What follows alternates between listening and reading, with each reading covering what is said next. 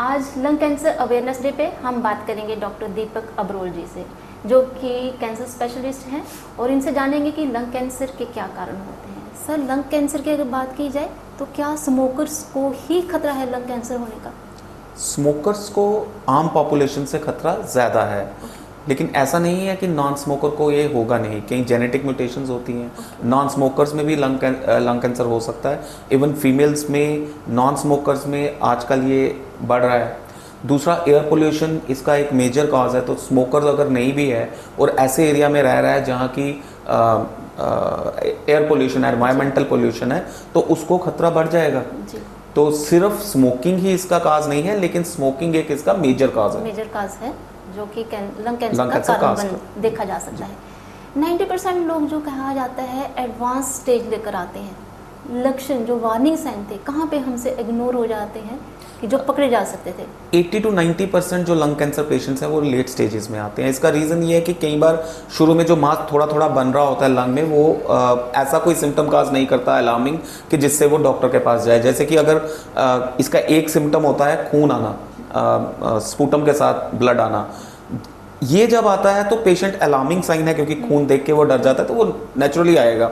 लेकिन कई ऐसे इसके सूचक हैं, जैसे कि नेगिंग कफ, जो कफ खांसी बड़ी देर से चली जा रही है, 21-22 दिन हो गए डॉक्टर के पास जाते हुए, मोर देन 20 डेज हो गए, और वो रिस्पॉन्स नहीं आ रही। ऐसे सिम्टम जो हैं वो एक इसका साइन हो सकते हैं जो कि पेशेंट इग्नोर कर दे। या कोई माइल्ड सी डलनेस रह रही है, एक भी हो सकती है, जो मतलब दर्द हो सकती है जो उसको वो इग्नोर कर रहा है काफ़ी देर से। हालांकि मेजर जो इसके सिम्टम है वो खांसी के साथ या बलगम के साथ खून का आना, ये इसके मेजर सिम्टम्स थे। कहा जाता है जल्द पहचान होना जीवन रक्षक होता है जी। कौन से ऐसे डायग्नोसिस हैं जो सटीक जानकारी दे देते हैं? देखिए, जैसा आपका जो प्रश्न है वो इसी है कि कैसे जल्दी इसको डायग्नोज करें। जो स्क्रीनिंग टेस्ट होता है इसके लिए, जो कहते हैं कि स्क्रीनिंग प्रोसीजर्स, यूके में लो डोज सीटी स्कैन की एक स्टडी हुई है, LDCT जिसको बोलते हैं, लो डोज सीटी स्कैन, उससे ये अर्ली पकड़ा जाता है। जैसा कि हमने कोविड के दौरान भी देखा, जब हमने सीटी स्कैन्स किए कोविड के लिए, तो कुछ नोड्यूल्स ऐसे पकड़े गए जो अर्ली स्टेज में लंग कैंसर पकड़े गए। लेकिन अभी तक क्योंकि ये कॉस्ट वायबिलिटी इधर नहीं है, तो इंडिया में इसको इतना प्रमोट नहीं किया जाता। But low dose CT scan इसके लिए एक मोडेलिटी है जिससे इसको जल्दी पकड़ा जा सकता है। ओके, तो जल्द पहचान हो सकती है।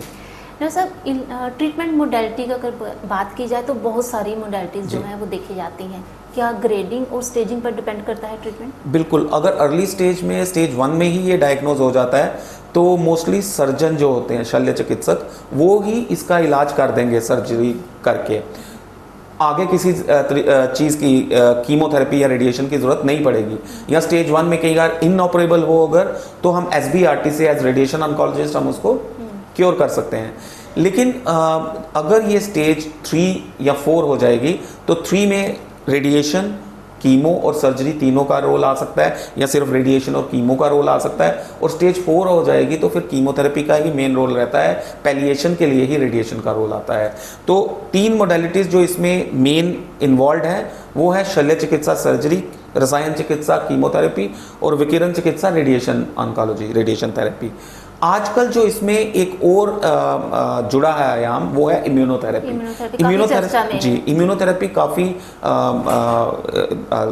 तेज़ी से उभर के सामने आई है, जिसके और टारगेटेड थेरेपी लंग कैंसर में म्यूटेशन टेस्टिंग करके जो म्यूटेशन में पाई जाए उसको टारगेट करना, उससे सर्वाइवल काफ़ी हद तक इम्प्रूव हुआ है, इवन स्टेज 4 में भी। ओके, तो एक क्रिएटिव वे में एक ट्रीटमेंट दिया और बिल्कुल क्यूरेटिव।